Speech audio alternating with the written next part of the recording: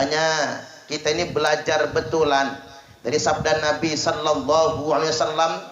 Apa kata Nabi? Ad-dunya sijnul mu'min wa jannatul kafir. Dunia ini penjaranya orang beriman dan surganya orang kafir. Makanya kita di dunia ini nggak boleh senang-senang amat, nggak boleh senang kelewat, nggak boleh bahagia sangat, nggak boleh. Setuju nggak kira-kira? Nggak boleh bahagia sangat, biasa-biasa saja. Malah begini, saya iri sama bapak-bapak ini, karena sudah membuktikan hadis ini, dunia adalah penjaranya orang beriman. Ini sudah pembuktian. Setuju nggak?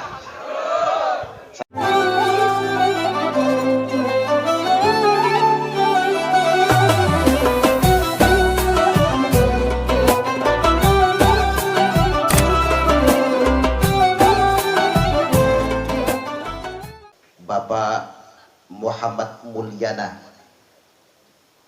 beserta jajaran pejabat dan pegawai lingkungan lapas kelas 2 Metro. Apa kabar Bapak Ibu, sehat? Yang enak santri Pak, ada kipasnya. Bapak Ibu pasti kepanasan kan? Sumuh, kalau santri mah anteng aja di bawah kipas. Bapak Ibu kasihan. Luar biasa. Yang saya hormati Pak D. Haji Sutarjo, yang beliau ini punya kelebihan di perut. Jadi kalau sambutan itu tangannya itu ada tumpuan. Nah begini, ada tumpuannya. Namanya hamil tapi nggak lahir-lahir.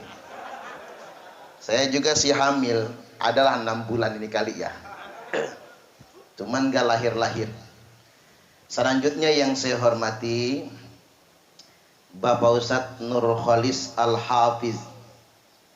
Bersyukur bapak-bapak dan saudara-saudara sekalian belajar kepada beliau, karena hafalan Quran beliau sanadnya mutasil kepada ulama-ulama yang mu'tabar, bahkan sampai kepada Rasulullah sallallahu alaihi wasallam.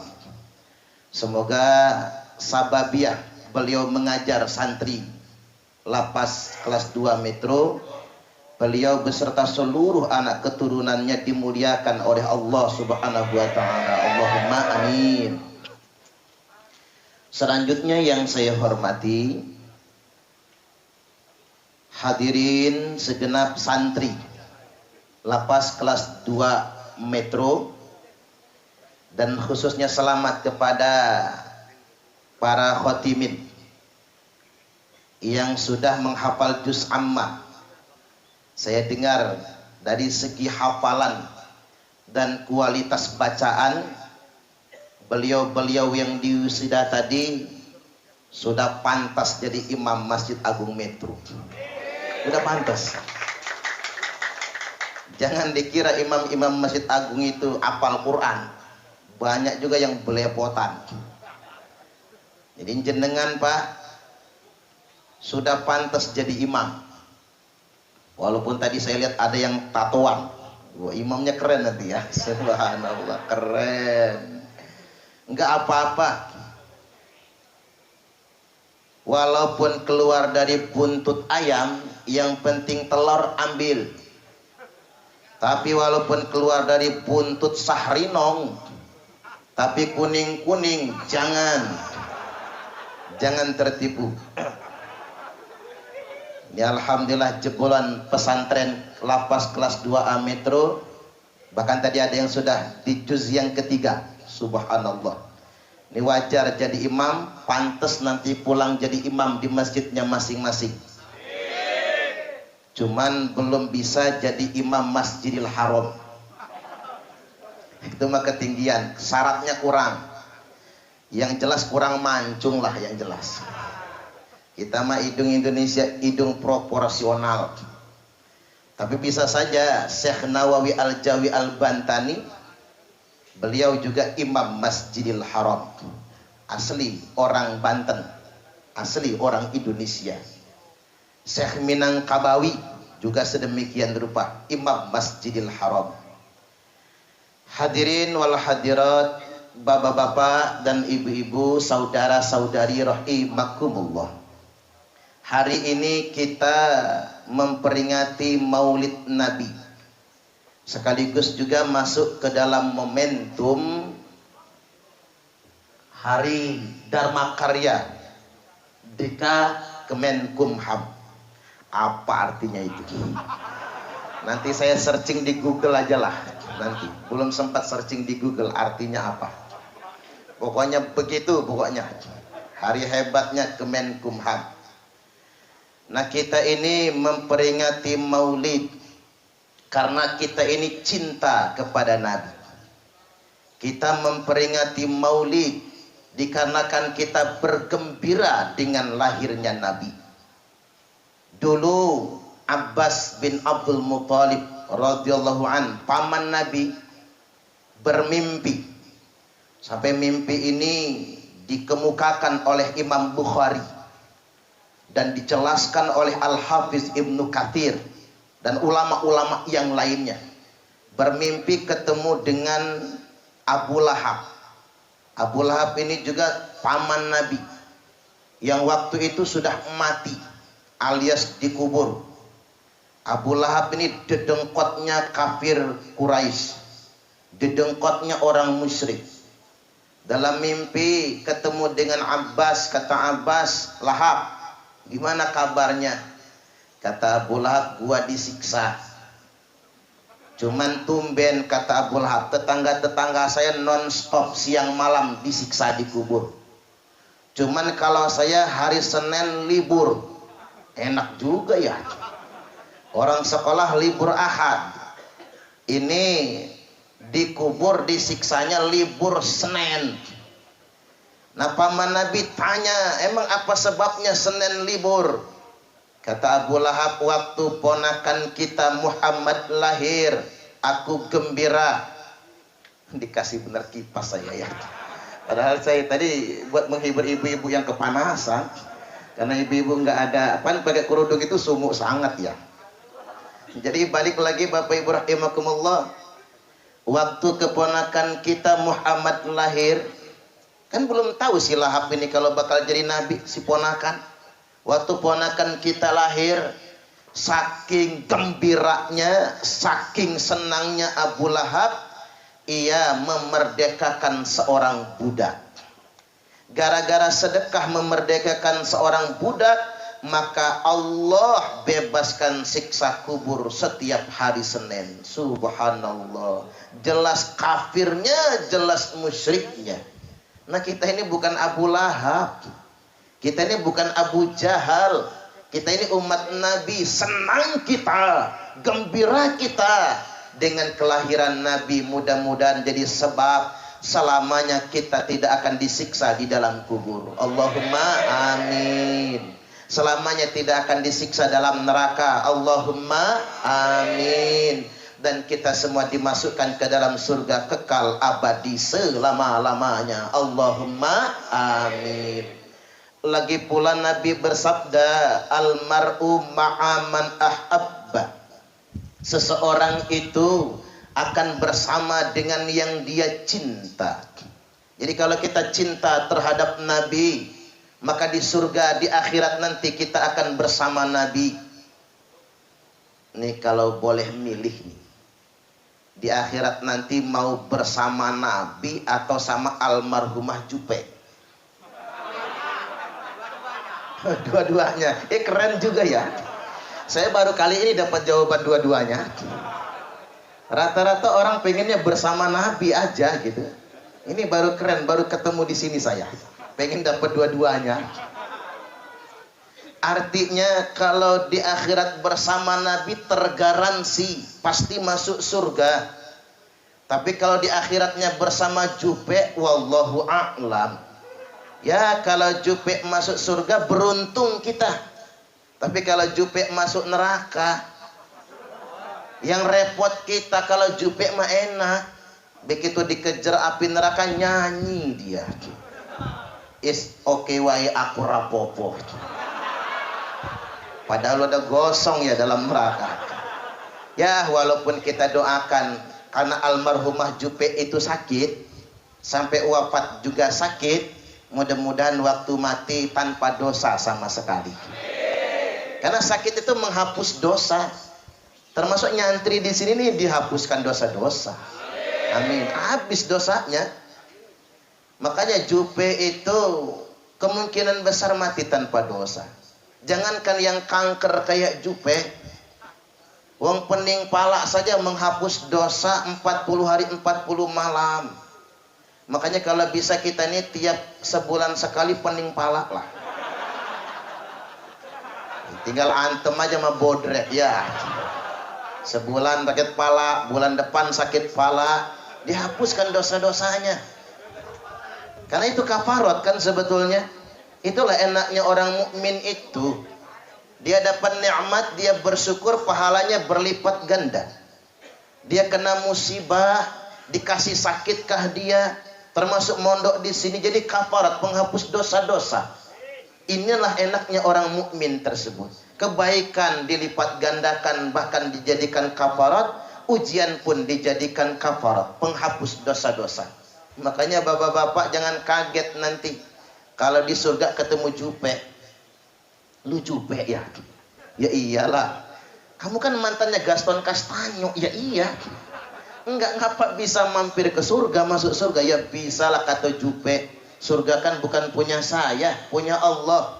Enggak gimana ceritanya? Ya waktu saya sakit parah berobat sampai ke luar negeri, habis duit, rambut habis, botak pala, pulang karena enggak ada apa-apa lagi. Apa datang malaikat, Jupe, kata malaikat. Apa kata Jupe? Kalau lu mati sekarang nih, dosamu lagi habis, mati tanpa dosa. Tapi kalau kamu minta panjang umur, kamu ketemu Gaston Castanyo lagi. Nggak ngejamin masa depan kamu, kata Jupe. Ya sudahlah, matiin aja sekarang. Maka kemudian Jupe masuk surga. Nanti Jupe ketemu Padi Sutarjo lah. Subhanallah, di surga maksudnya Padi, di surga gitu. Allahu Akbar. Baik, hadirin bapak-bapak dan saudara-saudara yang sangat saya hormati, kita punya sejarah hidup. Ini namanya sejarah, bagian dari hidup kita yang tidak bisa kita hindari. Imam Asy-Syafi'i pernah dipenjara karena dituduh Syiah. Jadi wajar kalau ulama-ulama ahlu sunnah wal jamaah sering dituduh Syiah. Karena imam kita juga dituduh Syiah. Wajar kalau kiai-kiai NU sering dituduh Syiah. Karena memang itulah kerjaan para pendengki, para pembenci ulama-ulama ahlu sunnah wal jamaah. Mereka tidak bisa menandingi ilmunya, mereka tidak bisa membantah hujahnya, maka mereka jelek-jelekkan Syiah. Dulu Imam Syafi'i juga pernah dituduh Syiah, lalu dipenjarakan. Yang memenjarakannya Khalifah Harun al-Rasyid. Khalifahnya orang baik itu. Imam Syafi'i luar biasa baiknya, tapi itulah yang disebut dengan fitnah. Tapi Imam Syafi'i apa kecewa? Tidak. Apa kata beliau? Saya mampir ke penjara sudah merupakan takdir bagian dari hidup saya. Harus begitu kita. Makanya kita ini belajar betulan dari sabda Nabi sallallahu alaihi wasallam. Apa kata Nabi? Ad-dunya sijnul mu'min wa jannatul kafir. Dunia ini penjaranya orang beriman dan surganya orang kafir. Makanya kita di dunia ini nggak boleh senang-senang amat, nggak boleh senang kelewat, nggak boleh bahagia sangat, nggak boleh. Setuju nggak kira-kira? Nggak boleh bahagia sangat, biasa-biasa saja. Malah begini, saya iri sama bapak-bapak ini, karena sudah membuktikan hadis ini. dunia adalah penjaranya orang beriman. Ini sudah pembuktian. Setuju nggak? Saya gini Pak di Sutarjo, Bien, saya tuh paling takut lah ceramah ke penjara tuh. Saya pertama kali diundang ke lapas narkotika Waihui. Waduh, pas saya lagi ceramah itu ada yang beler, ada yang ngences, ces. Saya jadi bingung, nyambung nggak ya diceramahin itu. Saya paling takut dulu, karena takut ditimpukin. Ternyata setelah saya ceramah, paling enak itu ceramah dengan santri di lapas. Karena apapun yang kita sampaikan masuk. Mengapa demikian? Manusia itu akan mulia, kata ulama, saat dia merasa banyak dosa. Dan manusia akan menjadi hina saat dia merasa paling suci. Betapa banyak orang yang bebas di luar sana, dia takabur, merasa hebat sendiri, merasa jago sendiri, merasa benar sendiri, dia akan jatuh kepada kehinaan. Makanya sebetulnya menceramahi orang yang merasa berdosa itu enak sekali. Bahkan kita mendengar pun langsung ke hati, dikarenakan kita merasa kita hamba Allah Subhanahu wa taala dan berharap rahmat dan ampunannya. Cuman paling gak enak nyeramahin 3 golongan manusia. Kata kiai saya, jangan menceramahi 3 golongan manusia, nggak masuk nggak. 1, pejabat yang lagi zolim, jangan diceramahi, tersinggung. Jangan lihat Pak De Sutarjo ya, jangan lihat Pak De Sutarjo. Tersinggung, bener, tersinggung. Bukan yang ceramah kena marah, ajudannya kena marah. Lo pesen ya sama Pak Ustadz buat nyinggung gua, kata dia. Susah diceramahin. Yang kedua yang nggak bisa diceramahin itu orang kaya yang takabur, nggak bisa. Saya pernah ceramah kumpulan orang-orang kaya, ngajinya di hotel. Selama saya ceramah nggak ada yang dengar, nggak ada yang dengar. Kok bisa? Saya ceramah di depan, mereka kan mejanya bundar-bundar tuh, ngobrol masing-masing. Itu paling gak enak itu. Begitu saya ngelucu, nggak ada yang ketawa, nggak ada. Pokoknya bulu kuduk saya langsung merinding, gering, malu ngelihat jam berapa ini. Perasaan lama betul waktunya, nggak enak kan ngomong gak didengar orang. Mending ceramah di radio, los terserah orang mau dengar apa enggak. Yang penting ngoceh aja pokoknya. Oh bener kata kiai saya, ternyata ceramah sama orang kaya yang lagi takabur nggak bisa. Kecuali orang kayanya ditangkap KPK. Baru tuh ceramah Pak Kiai masuk semua. Baru. Orang kaya kalau lagi takabur nggak bisa diceramah, nggak masuk. Kemudian yang ketiga yang nggak bisa diceramahi itu orang gila. Nggak bisa. Orang gila jangan diceramahi. Saya pernah diundang ke rumah sakit jiwa, males lah kata saya. Orang gila mah bukan diceramahi, gak diruqyah. Ngapain diceramahin? Karena begini, nyeramahin orang gila, kita tambah gila nantinya.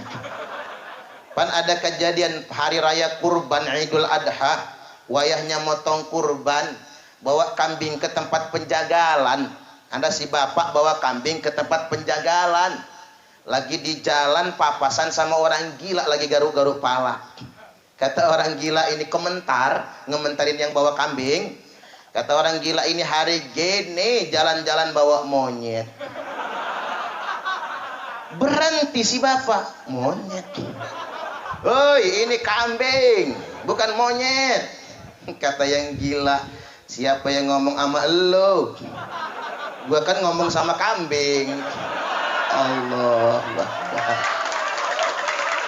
subhanallah. Makanya nyeramain orang sedeng, kita jadi sedeng. Ma'asyiral hadirin, bapak-bapak rahimakumullah, al jannatu sijnul mu'min wa jannatul kafir. Dunia ini adalah penjara bagi orang yang beriman. Dan di sini kita sudah membuktikan dan kita belajar. Jadikan ini pelajaran berharga bagi kita semua. Mudah-mudahan setelah dari sini kita bisa menciptakan surga untuk diri kita dan keluarga kita serta masyarakat kita. Allahumma amin, amin ya rabbal alamin.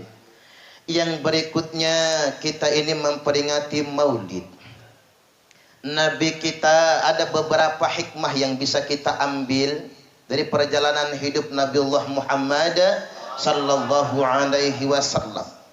Beliau lahir dalam keadaan tengkurap. Ya kalau tengadah kesel ketuban. Tengkurap, tapi bukan cuman tengkurap. Beliau meletakkan tangannya di lantai kemudian bersujud. Nabi itu lahir dalam keadaan bersujud dan sudah disunat. Jadi enggak usah nanya waktu Nabi khitanan siapa mantrinya. Ya enggak ada lah, wong sudah lahir tersunat kok. Kemudian di usia 5 tahun beliau disibghah, dicuci hatinya, dibuang energi setannya, energi negatifnya. Persiapan nanti ketika beliau diangkat menjadi Rasul. Artinya Nabi kekasih Allah, manusia paling suci, manusia yang paling dicintai oleh Allah Ta'ala saja butuh persiapan untuk jadi Nabi. Apalagi anak-anak kita pengen punya anak yang salih, pengen punya anak yang bertakwa, butuh persiapan sejak kecil. Kalau Nabi 5 tahun disibghah, maka anak kita umur 5 tahun dikhitan. Makanya khitan jangan ketuaan. Saya khitan umur 11 tahun. Yang masalah bukan sakitnya, malunya. Karena banyak betul yang nonton. Makanya bapak-bapak, khitan itu jangan nunggu gede anaknya. Umur 5 tahun ya dikhitan, itu sunnahnya. Hati Nabi disibghah. Mengapa demikian? Karena umur 0 sampai 7 tahun adalah usia kesucian. Ajarkan yang baik-baik buat anak-anak kita. Ma fil aba fil abna, apa yang ada pada bapaknya ada pada anaknya. Kalau kata orang Jawa apa? Nek bapak kalong, anak kampret. Nek bapak nyolong, anak nyopet. Buah jatuh enggak jauh dari pohonnya. Berikan pendidikan yang terbaik. Karena kita ini dihadapkan dengan suatu situasi zaman, tantangan bangsa Indonesia ini banyak orang pintar tapi tidak benar. Masih mending orang goblok enggak benar. Kalau orang goblok enggak benar paling nyuri kotak amal masjid. Itu orang goblok enggak benar. Kalau orang goblok enggak benar berangkat ke masjid bawa sendal jepit, pulangnya bawa sendal kulit. Itu mafsadatnya kecil, paling sendal orang yang hilang, paling kotak amal yang hilang. Tapi kalau orang pintar enggak benar, hancur negara kita ini. Kerjaan orang pintar enggak benar.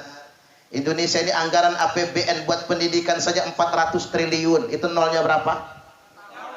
Enggak tahu. Ngetik di kalkulator, error kalkulator. Saking banyak nolnya, 14 nolnya. Jadi 400 triliun itu kalau benar buat pendidikan, saya yakin maka pendidikan gratis mulai dari PAUD sampai sarjana S1. Kalau benar buat pendidikan itu, gaji guru paling kecil yang honor 5 juta sebulan, yang PNS 10 juta sebulan, guru ngaji 15 juta sebulan. Nunggu saya jadi presiden.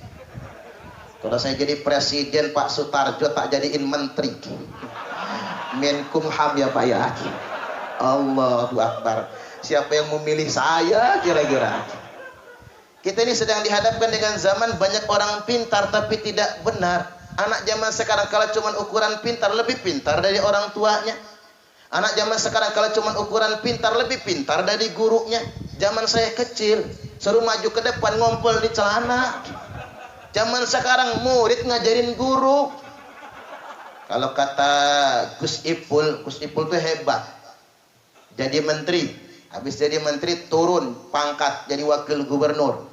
Habis jadi wakil gubernur turun pangkat sekarang jadi wali kota. Kok bisa turun pangkat? Hebat. Itu orang NU itu bisa turun pangkat, enggak apa-apa.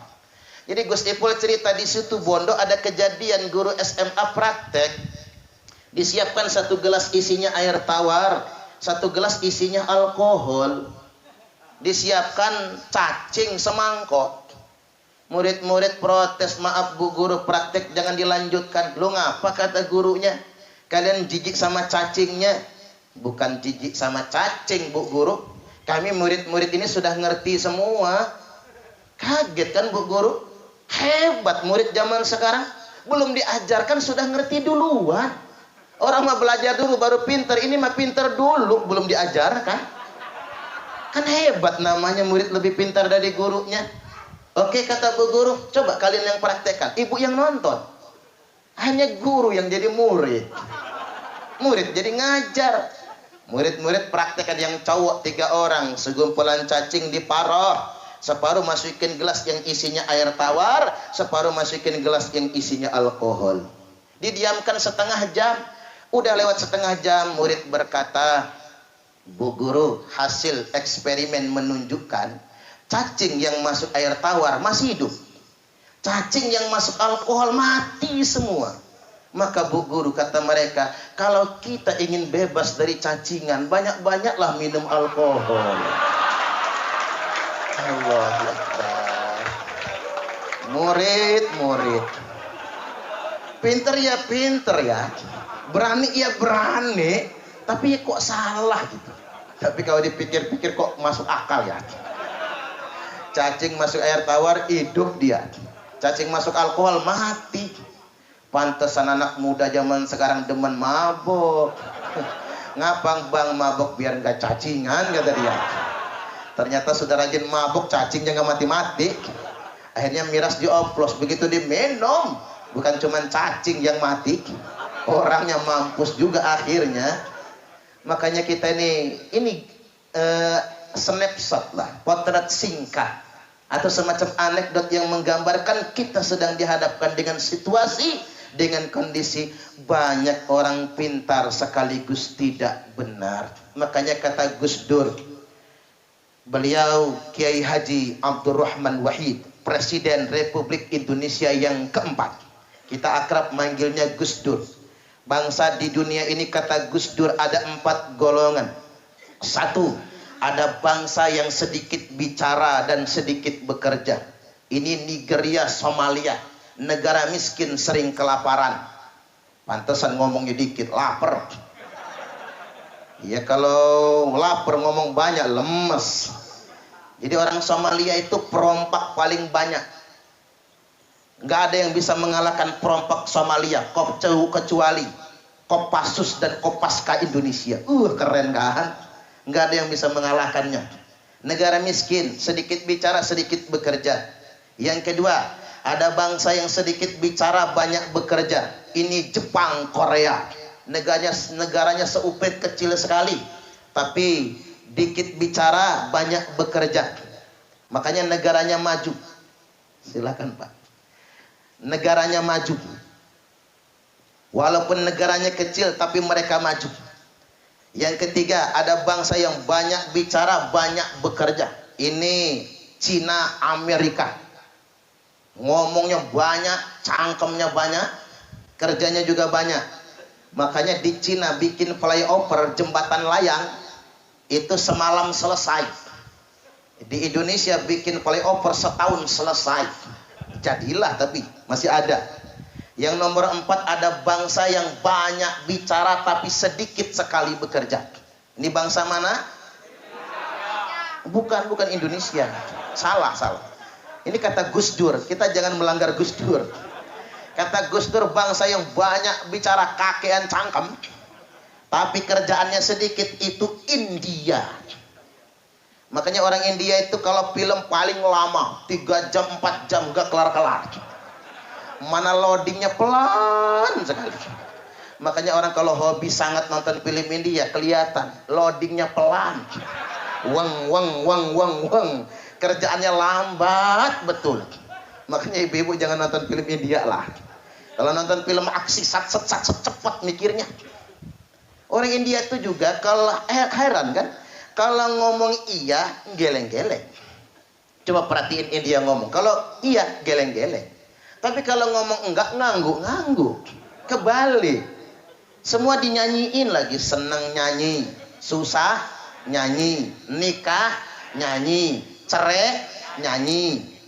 tidur nyanyi, ngising nyanyi, tumpah iwae, lumahi wae, bojone dhewe.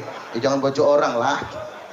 Saya kasih tahu kali panjenengan, laki-laki yang rajin mencium istrinya relatif lebih panjang umur dibandingkan dengan laki-laki yang mencium istri tetangganya. Ini kan bacok orang, jangan macam-macam. Gus Dur ditanya, Gus, Indonesia masuk yang nomor berapa? 1, 2, 3 atau 4? Kata Gus Dur, khusus Indonesia masuk yang nomor 5. Apa Gus? Apa yang dikerjakan, apa yang dibicarakan dengan yang dikerjakan beda. Iya juga ya. Makanya nomor 1 kalau pengen meneladani Nabi, integritas. Ini revolusi mental yang dicanangkan Pak Presiden Jokowi. Integritas, kejujuran, siddiq. Itu sifat wajib bagi Nabi. Apa gelar bangsa jahiliyahnya? Al-Amin, Muhammad yang terpercaya. Orang Arab jahiliyah itu Pak, manggil Nabi bukan lagi Muhammad, manggilnya sudah Al-Amin. Saking terpercayanya. Subhanallah, itu luar biasa kita meneladani Nabi Sallallahu Alaihi Wasallam. Kemudian yang berikutnya, umur 6 tahun beliau ditinggal ibunda, wafat, meninggal dunia, yatim piatu.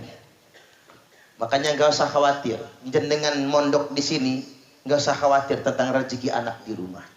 Percayalah ada rezeki dari Allah Taala. Nggak usah mikir yang macam-macam. Yang penting istiqomah di sini kita, menghafal Al-Quran, memperbaiki bacaan. Mudah-mudahan pulang ke rumah kita bisa menjadi ayah yang dibanggakan. Kemudian yang berikutnya, usia 8 tahun Nabi ditinggal kakeknya Abdul Muthalib, wafat, meninggal dunia. Kemana-mana ikut pamannya. Makanya ini yang perlu kita sadari, orang Arab taunya orang tua Nabi itu Abu Thalib, bukan Abdullah. Karena sejak beliau di kandungan sang ayah sudah wafat, meninggal dunia. Orang nggak tahu ayahnya siapa. Yang orang tahu Abu Thalib lah bapaknya. Makanya ketika sudah diangkat menjadi Rasul, ada orang Baduy Arab pegunungan masuk Islam. Dia bertanya kepada Nabi, ya Rasulullah, aina abi? Wahai Rasulullah, bapakku sudah mati. Bapakku belum Islam. Di mana bapakku? Kata Nabi, finnar, bapakmu di neraka. Ngambek si Baduy. Keluar dia, ngambek, kesel diomongin bapaknya masuk neraka. Begitu mau keluar pintu, Nabi panggil, jangan ngambek dulu, kata Nabi. Inna abi wa abaka finnar. Sesungguhnya bapakku kalih bapak panjenengan sama masuk neraka semua. Kalau begitu sama dong Nabi, kata dia. Podoe sami mawon, baru senyum dia. Maka orang-orang Wahaboy, tahu Wahaboy enggak sih? Orang-orang Wahaboy nuduh orang tua Nabi masuk neraka. Nah inilah belajarnya kurang jauh sih. Ilmunya nggak bersana. Kalau kita tanya, lu belajar di mana? Internet. Ketika lo mati, ditanya malaikat, guru kamu siapa? Kiai Haji Google, Ustadz YouTube, LCMA misalnya. Nggak bisa dipertanggungjawabkan. Jadi orang tua Nabi itu yang masuk surga, yang dia maksudkan hadis itu ya Abu Thalib. Bukan Abdullah, bukan Abdul Muthalib, bukan Aisyah radhiyallahu anhum, bukan mereka. Tapi Abu Thalib yang belum taslim sampai wafat, meninggal dunia. Selanjutnya di usia selawek tahun 25 tahun Nabi kita menikah. Nah ini keren. Bujang, ada bujang nggak di sini? Banyak, waduh. Kasihan deh lu. Ya bujang semua lah di sini ya. Bujang semua malahan. Nabi itu bujang usia selawe tahun, nikah sama janda umur 40 tahun. Makanya alumni pesantren Lapas kelas 2 Metro ingat pesan ini. Keluar dari sini cari janda umur 40 tahun. Sunnah Nabi, sunnah Nabi. Janda umur 40. Ini keren. Orang Arab jahiliyah nggak mau menikahi janda kecuali untuk istri yang ke-17. Nabi kita itu belum diangkat menjadi Rasul. Muhammad bujang melihat alangkah hinanya bangsa Arab jahiliyah ini. mereka merendahkan kaum wanita, maka beliau menjadi pionir. Beliau tidak menikahi gadis tapi menikahi janda. Orang tua sekarang anak bujang ganteng, sekolah tinggi-tinggi, pulang ke rumah minta nikah sama janda. Bapaknya ngasah golok, nggak pulang upah sunatan kata bapaknya. Nabi menikahi janda 40 tahun, dibawa ke depan Ka'bah, megang Hajar Aswad. Beliau bersumpah, wallahi, wallahi, wallahi, demi Allah, kata Nabi, saya bersumpah Khadijah tidak akan kawin lagi selama engkau masih hidup. Subhanallah. Makanya menurut sunnah Nabi, Pak, bapak-bapak boleh poligami. Bahkan Pak Mulyana boleh kawin lagi. Boleh, itu sunnah Nabi. Tapi tunggu bini pertama mati dulu. Nah itulah masalahnya Ustaz. Bini gua nggak mati-mati, racun aja Pak. Paling pasalnya pembunuhan berencana. Rasain aja. Itu Nabi, orang yang sangat memuliakan istrinya, memuliakan Khadijah. Makanya kata beliau, akmalul mu'minina imanan ahsanuhum khuluqa. Orang mukmin yang paling sempurna imannya adalah ahsanuhum khuluqa, yang paling baik akhlaknya. Wa khiyarukum linisaihim khuluqa. Dan manusia terpilih di antara kalian, laki-laki yang paling baik akhlaknya adalah yang paling baik akhlaknya terhadap istrinya sendiri. Insya Allah. Baik, kita lanjut. Usia 40 tahun beliau resmi diangkat menjadi Rasul. Perlu saya ingatkan kepada hadirin sekalian, dakwah Nabi itu dakwah yang santun. Dakwah Nabi itu dakwah yang merangkul, bukan yang memukul, bukan yang radikal. Saya ingin sampaikan pada kesempatan kali ini, ngapa sih jadi orang Islam sangar banget? Jangan sangar-sangar Pak. Ngakunya hijrah, tiba-tiba celananya cingkrang. Maaf yang cingkrang, celana cingkrang, jidatnya nganti kapalan, tapi matanya mendelik, sangar. Bingung, ini Israel apa bukan ya kira-kira? Bingung. Islam tuh jangan yang sangar, geh. Dakwah Nabi nggak kayak gitu. Pasti ada yang salah itu kalau kita bawa Islamnya sangar-sangar. Pasti ada yang salah itu. Fabima rahmatim minallahi lintalahum walau kunta faddan ghalidhal qalbi lang faddu min haulik. Dikarenakan rahmat Allah Muhammad, engkau bersikap lemah lembut terhadap mereka semua. Tutur katamu enak didengar, sentuhanmu menyentuh hati dan kesadaran mereka. Walau kunta faddan ghalizul qalbi, seandainya engkau kasar, marah-marah, maki-maki, hatimu keras, lang faddu min haulik, niscaya mereka pasti akan kabur dari sekelilingmu. Itu dakwah Nabi, dakwah yang kasih sayang. Tadi kan di awal saya sudah sampaikan ya Pak, manusia itu ketika dia ada di titik terendah, merasa banyak dosa, disitulah dia akan menjadi orang yang mulia. Sebaliknya manusia ketika dia merasa ada di titik tertinggi, merasa hebat dan paling suci, disitulah dia akan menjadi manusia yang paling hina di hadapan Allah Ta'ala. Makanya di Quran disebutkan, fala tuzakku anfusakum huwa a'lamu bimanittaqa. Janganlah merasa suci dengan diri kalian sendiri. Dialah Allah yang paling tahu siapa yang benar-benar bertakwa. Ini saya mau agak serius dikit di poin ini. Mohon maaf betul ya. Karena begini. Jadi orang Islam itu jangan sok suci. Setuju gak kira-kira? Jangan. Kalau kita sok suci, kopar kafir. Ujung-ujungnya ngebom. Orang ngebom jadi teroris itu bukan mati syahid, mati sangit. Tahu mati sangit? Gosong di sana. Di dunia gosong, di akhirat tambah gosong juga. Nggak boleh yang kayak gitu. Nggak boleh merasa paling beriman sendiri. Nggak boleh merasa paling baik sendiri. Karena ngapa? Itulah yang akan jadi calon penghuni neraka. Yuk kita baca hadisnya. Nabi bersabda, yakhruju qaumun yaqra'unal Qur'an, akan keluar sekelompok orang. Bahkan di hadis yang lain sayakhruju pakai sin ditolak, pasti akan keluar sekelompok orang. Ini bukan ramalan, sesuatu yang benar akan terjadi. Sinyalemen dari Nabi, pasti akan keluar sekelompok orang. Di mana sekelompok orang ini kata Nabi, mereka membaca Al-Quran, bahkan mereka bikin rumah-rumah tahfiz, bahkan mereka bikin pondok-pondok tahfiz, mereka membaca Al-Quran. Laisa qira'atukum ila qira'atihim bisai, bacaan Al-Quran mereka, bacaan Al-Quran kalian tidak ada apa-apanya dibandingkan dengan bacaan mereka. Makanya benar kalau kata Gus Nur Khalis Al-Hafiz tadi, belajar yang benar harus sanad yang mutasib. Tidak boleh sembarang-sembarang rumah tahfiz. Karena Densus 88 sudah mengungkapkan Yayasan Abdurrahman bin Auf di Lampung menggalang dana terorisme melalui rumah-rumah tahfiz. Tuh kan. Pokoknya bapak-bapak yang berenam tadi, alumni pondok pesantren Miftahul Jannah plus lapas kelas 2 Metro, pulang ke rumah nanti buka rumah tahfiz. Insya Allah. Yang ngebimbing nanti Pak Yai Nur Khalis. Ya ambil yang sudah diijazahkan saja, juz amma jadilah, kan keren. Daripada bapaknya kulhu nggak lurus. Mending anak-anak kan hafal juz amma, keren banget.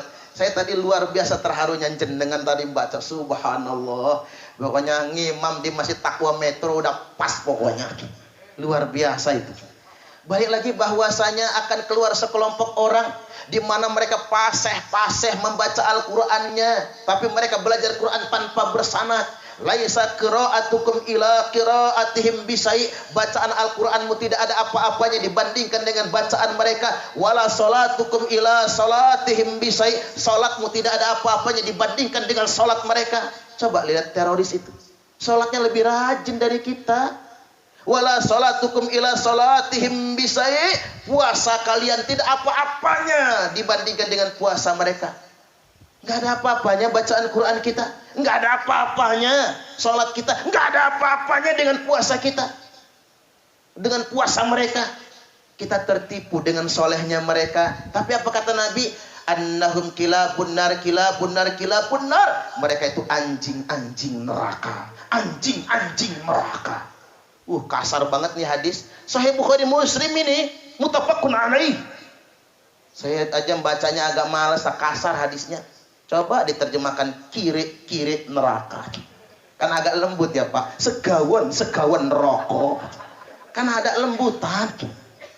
Loh mengapa mereka ini hafal Quran? Abdurrahman bin Muljam yang bunuh Imam Ali itu hafal Quran 30 juz. Karena tadi ngapalin nggak punya sanad, nggak hormat sama Nabi, durhaka. Kan sanadnya putus. Makanya santri kalau durhaka sama kiai nggak barokah ilmunya, ada aja masalahnya.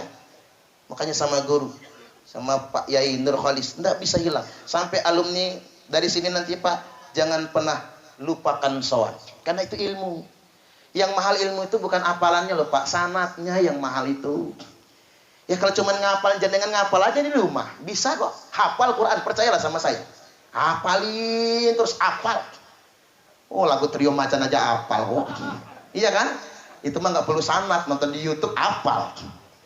Ini yang mahal itu bukan ilmunya, sanadnya itu yang mahal. Mereka membaca Quran, sholatnya bagus-bagus, tapi mengapa mereka dikatakan anjing-anjing neraka? Dikarenakan mereka merasa paling beriman sendiri, mudah mengkafirkan orang. Baik, saya mau simpulkan tentang perkara ini. Bukan sholatnya yang salah, bukan puasanya yang salah, bukan bacaan Qur'annya yang salah, bukan jidatnya yang salah, bukan bajunya yang salah, bukan janggutnya yang salah. Yang salah keyakinannya, karena dia merasa paling beriman sendiri dan gampang mengkafirkan orang lain. Baik, di bagian akhir ini jadi nggak nyaman saya ya, nggak apa-apa ya, pengalaman kan. Lanjut, subhanallah. Baik, satu lagi yang perlu saya sampaikan. Baik, di bagian akhir kemudian Nabi Shallallahu Alaihi Wasallam menjelang wafatnya Falamma jaa yaumul isnin min sahri Rabiul Awal. Tibalah hari Senin di bulan Rabiul Awal. Jadi Nabi itu lahirnya hari Senin, wafatnya juga hari Senin. Jadi mati di hari beliau dilahirkan. Kemudian yang berikutnya, ketika menjelang ajalnya, Nabi bertanya kepada Israel, "Aina Jibril?" Mana malaikat Jibril? Kata Jibril, "Saya di sini Muhammad, akhbirni mali indallahi minal kiramah." Kabarkan kepadaku Jibril, kemuliaan apa yang Allah janjikan untukku pada hari kiamat nanti kalau aku mati hari ini. Kata Jibril, "Muhammad, semua pintu-pintu langit sudah dibukakan untukmu. Semua pintu-pintu surga juga dibukakan untukmu. Malaikat sudah berbaris dengan teratur. Yang taziruna fis saba'i li ruhika, menantikan datangnya ruhmu di langit sana." Alhamdulillah, kata Nabi. Satu lagi Jibril, "Wa kaifa takunu ummati?" Bagaimana nasib umatku? Allah sudah berfirman, "Inni haramtul jannata ala sairil umam hatta tadkhuluha ummatuka." Sesungguhnya aku mengharamkan surga untuk semua umat, sehingganya umatmu yang masuk surga terlebih dahulu. Makanya percayalah Bapak Ibu, yang namanya orang Islam ini bakal masuk surga semua, tanpa terkecuali. Bakal masuk surga semua. Sepertiganya, nambah dikit ya, sepertiganya masuk surga tanpa hisab. Sepertiga sisanya ya'tuna bidunubihim wa khotoyahum fayughfar lahum. Nanti bisa dibaca di Barzanji ya. Sepertiganya datang dengan dosa-dosa mereka, dengan kesalahan mereka, lalu diampuni semua dosa-dosa mereka. Jadi 2/3 umat Islam, percayalah, enggak masuk neraka, masuk surga. Sepertiga sisanya mampir. Golongan yang terakhir kali nanti mampir, Allah nanya malaikat, "Malaikat," kata Allah, "masih ada nggak umat Muhammad dalam neraka itu?" "Habis," kata malaikat. Kata Allah, "Cariin dulu." Maka sama malaikat dicari pakai beko itu nah, eskapator neraka. Dikerok-kerok, ternyata masih banyak di dasar neraka. "Masih ada ya Allah." Kata Allah, "Mereka punya sholat?" "Enggak punya." "Mereka punya puasa?" "Enggak ada." "Mereka bayar zakat?" "Pelit." "Mereka pernah maulid?" "Enggak pernah maulid." "Mereka pernah baca Quran?" "Enggak pernah." "Lalu mereka punya apa?" "Wajadna a'malahum minad dunubi ka'amtalil jibal." Kami jumpai mereka itu penuh dengan dosa-dosa yang melambung tinggi bagaikan gunung-gunung. Ghairu annahum yashhaduna an la ilaha illallah wa anna muhammadar rasulullah. Kecuali mereka pernah mengucapkan 2 kalimat syahadat. Belum pernah batal karena musyrik dan murtad. Kalau begitu kata Allah, masukkan mereka semua ke dalam surga karena rahmatku. Subhanallah. Makanya berbahagialah jadi orang Islam. Yang namanya orang Islam bakal masuk surga semua. Allahumma amin. Sudah mau zuhur. Tadi buat 2 santri tadi yang marah nggak apa-apa ya. Jangan terpicu buat santri yang marah tadi. Nanti dialog saja. Enggak sama saya, sama Ustadz mana ngobrol. Kita ini harus banyak ngobrol. Harus banyak silaturahim, harus banyak belajar. Mengapa kita jadi kaku? Karena kurangnya silaturahim. Kurangnya kita belajar. Di dunia ini tidak ada musuh kecuali diri kita sendiri. Betul apa betul? Tidak ada lawan kecuali hawa nafsu kita sendiri. Orang lain bukan lawan. Siapapun bukan musuh. Maka kalau kita bisa begitu, hidayah Allah akan diberikan kepada kita semua. Allahumma amin. Baik.